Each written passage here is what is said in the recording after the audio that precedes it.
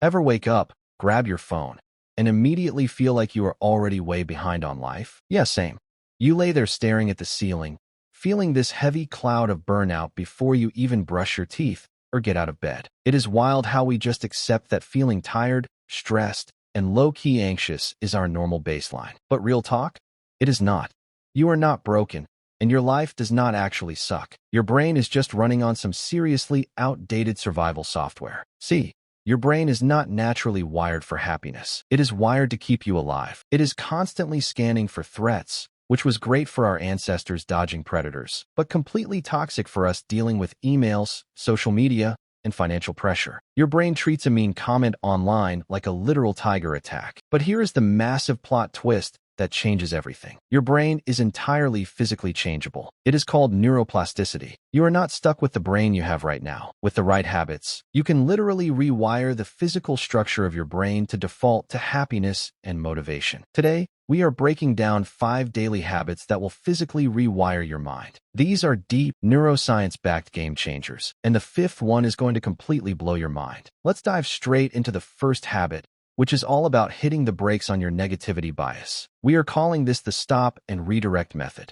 Every single time you think a negative thought, you are physically strengthening the neural pathway for that exact emotion. In neuroscience, there is a saying that neurons that fire together wire together. If you stress all day, you are literally building an 8-lane superhighway for anxiety in your head. Worry becomes your brain's default path of least resistance. To fix this, you have to actively interrupt the cycle. The second you catch yourself spiraling into a negative thought loop, you need to physically say the word stop, either out loud or firmly in your head. Do not just try to ignore it, actually hit the pause button. Then, immediately replace that thought with one neutral observation about your physical environment. Notice that the air conditioning feels cool or that your coffee smells good. You are not practicing toxic positivity or pretending everything is perfect. You are quite literally rerouting your brain's electrical signals away from the stress highway and forcing it to be present. Do this consistently, and you physically weaken those anxiety pathways over time. Moving right along to the second habit,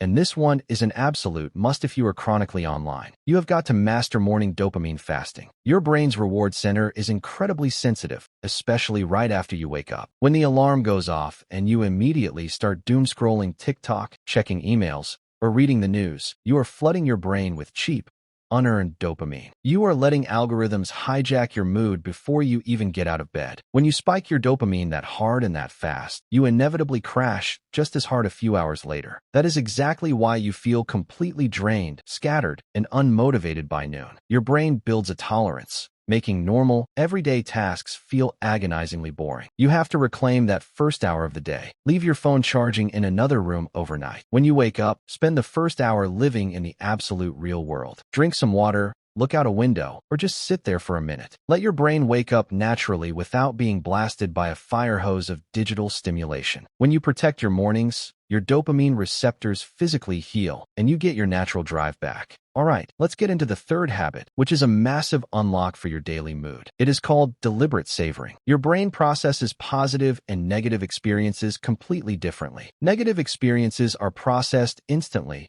and stored in your long-term memory forever. Positive experiences, however, take time to process. They require your deliberate attention to actually stick. A famous researcher once noted that the brain is like Velcro for negative experiences and Teflon for positive ones. Think about it. Someone gives you 5 compliments and 1 tiny criticism. And what do you think about when you go to sleep? The criticism. To rewire this, you have to force your brain to hold on to the good stuff. When something genuinely good happens today, even something super small like a really good bite of food or a warm text from a friend, do not just rush past it. Stop and consciously hold on to that feeling for 20 to 30 seconds. Let it fully land. Feel it in your physical body. That 20-second window is the exact amount of time it takes for your brain to transfer a positive experience into long-term memory and physically strengthen your joy circuits. Next up is the 4th habit, and we are getting out of your head and into your physical body. I am talking about intentional, sweaty movement. I know the fitness community talks about this nonstop, but you need to hear the actual psychology behind it. We are not doing this to get shredded or look cool on the internet. Working out is quite literally miracle grow for your brain. When you get your heart rate up, your body releases a powerful protein called brain-derived neurotrophic factor. This stuff acts like premium fertilizer for your brain cells. It repairs failing neurons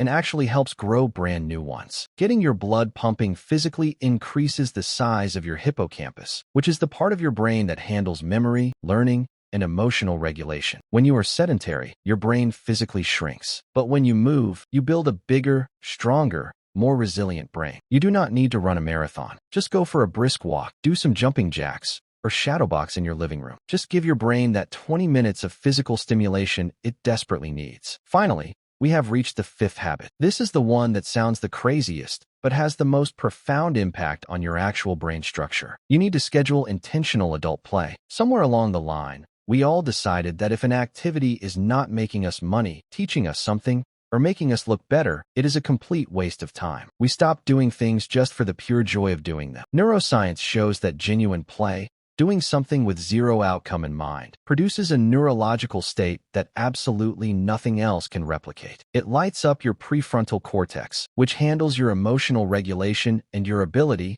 to just be happy. When you stop playing, your brain literally becomes rigid, heavy, and joyless. You have to bring it back. Pick one thing you used to love doing just for fun. Maybe it is drawing, playing a video game without trying to be a pro, building Legos, or shooting hoops. Schedule 30 minutes this week to do it. It is not a waste of time. It is a highly strategic move to stimulate your prefrontal cortex and keep your brain young, flexible, and capable of actual sustained happiness. So there you have it. 5 neuroscience-backed habits that will completely rebuild your brain from the inside out. Remember, this is not an overnight fix. Neuroplasticity takes time and repetition. But if you show up and put in the reps every single day, the compound interest on your mindset will be absolutely massive. You are literally building a happier, more resilient version of yourself. Do not just watch this video and keep scrolling. Pick just one of these habits today and take real action. Look, if this video brought you any value or helped you see things differently, do me a massive favor and smash that like button. It tells the algorithm that we are doing something right and helps push this message out to people who really need to hear it. Drop a comment below